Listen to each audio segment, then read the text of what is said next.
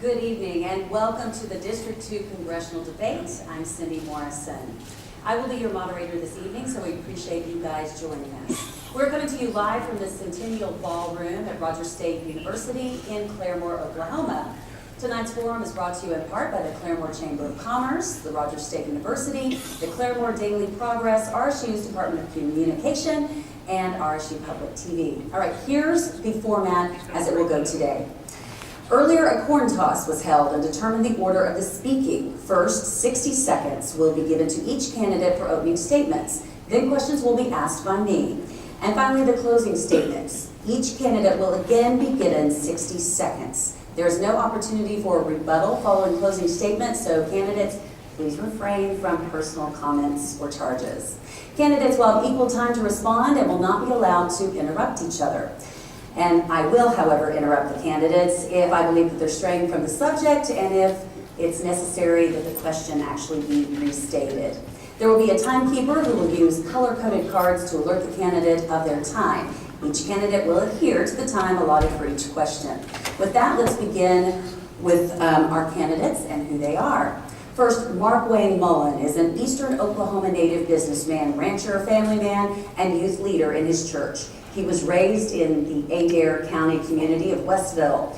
A graduate from Stillwell High School, Mr. Mullen and his wife Christy owned Mullen Farms, Mullen Properties, and Mullen Services. They have been married for 14 years and they have 3 children.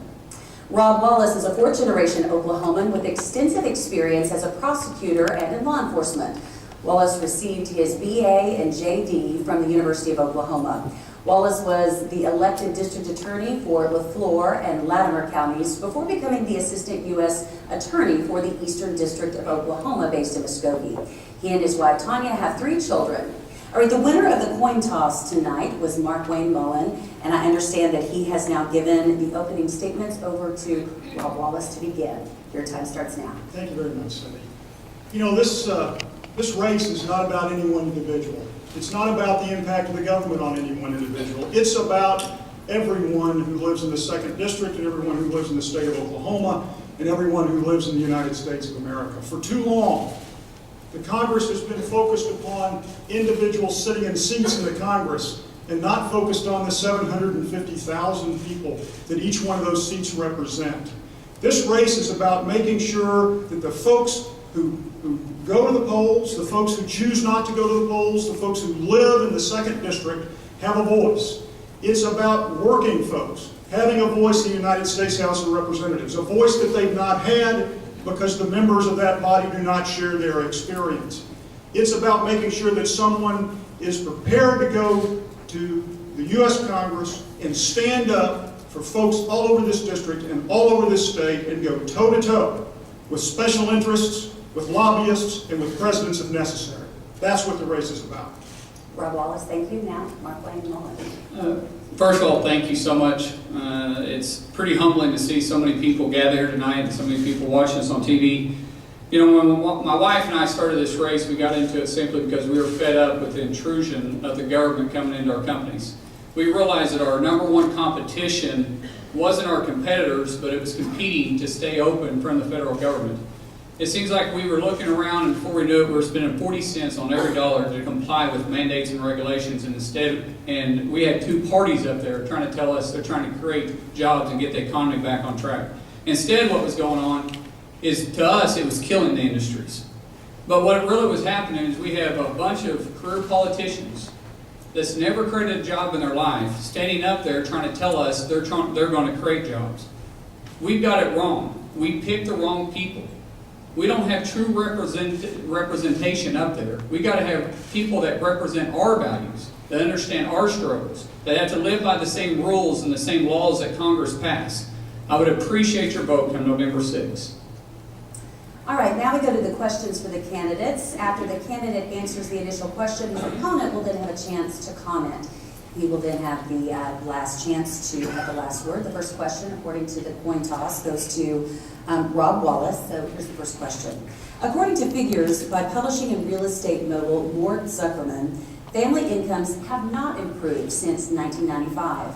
What should be the role, if any, of the federal government in economic stimulation and or job creation? Well, the government doesn't create jobs. We've heard that again and again. But the government does have a direct impact on the atmosphere in which job creation takes place.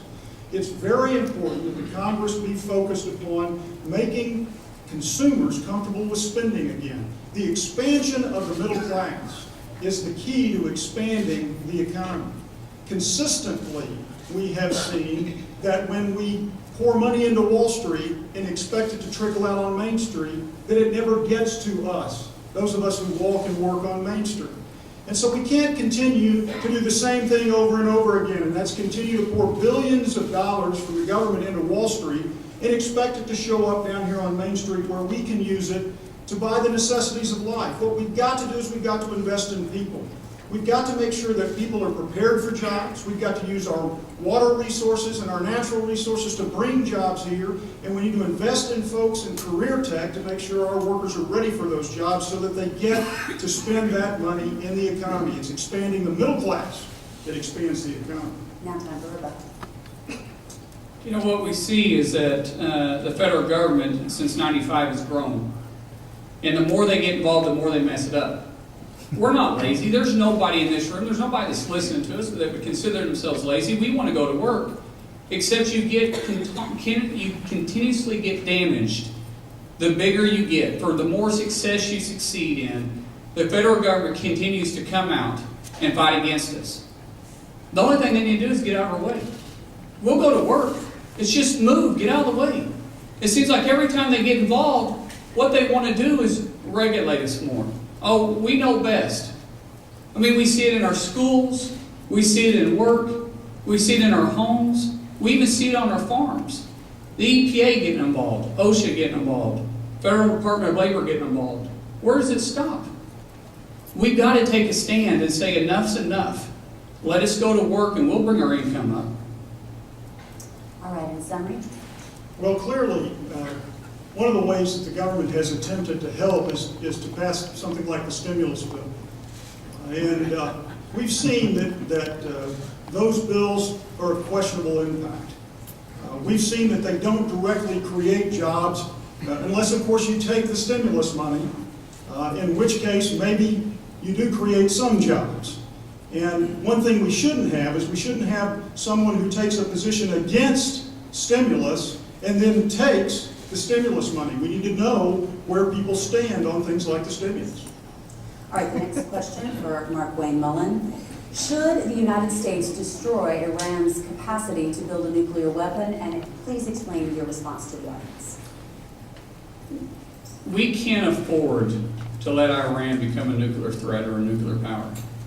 We've been trying sanctions with them, and all options should be on the table. They will become our biggest threat to the security of our nation and the security of Israel if they become a nuclear power.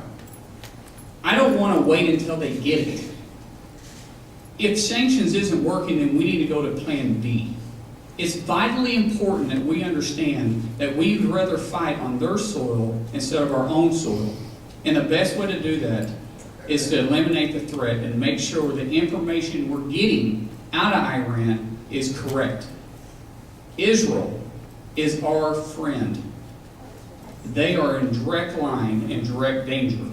We must stand with Israel, and that means we got to prevent Iran from becoming a nuclear power. Rebecca. Well, Iran already is the most dangerous threat to us in that part of the world, and certainly the most direct and immediate danger to our friends in Israel. We must stand with Israel. We must make sure that the sanctions that we have in place, which are finally beginning to have direct impact on the economy, are in fact bringing about the desired result inside Iran. The currency in Iran has collapsed. Their oil production has collapsed. Their sale of oil resources outside their own country has collapsed, and that's their sole mechanism for making sure that they can continue to carry on the business of government inside Iran. Ahmadinejad's government is in trouble, and we need to continue to support those inside Iran who will work hard to make sure that that government falls.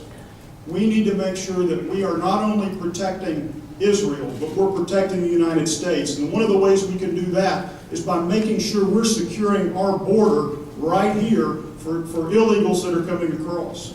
30-second summary.